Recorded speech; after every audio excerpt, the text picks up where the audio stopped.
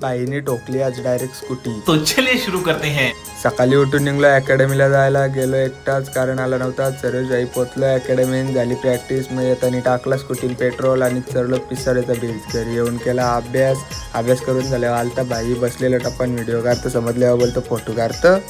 दुपारी गेलो बँकेन, आज गेलो 7वी तेव्हा झाला बँकेत काम। मग पोचलो डायरेक्ट कारघरशी गेलो छत्रपती शिवाजी महाराजांच्या पुतळ्याजवळ पनवेलला। तिथून गेलो विनायक ज्वेलर्समध्ये कारण करायची होती आज शॉपिंग। झाली शॉपिंग करून मग येताना बघा किती ट्रॉफिक लागली। ट्रॉफिक बघतच होतं तावऱ्यान चरलो पेस्ट्रीचा ब्रिज आणि घेतली पेजवनची स्कूटी। घरी आल्यावर बघा श्रीमलंगड आमच्या गॅलरींशी दिसतं। आलती पार्किंगमध्ये आज गाय ना बघा तल्यावर किती गर्दी मासे पकडायला।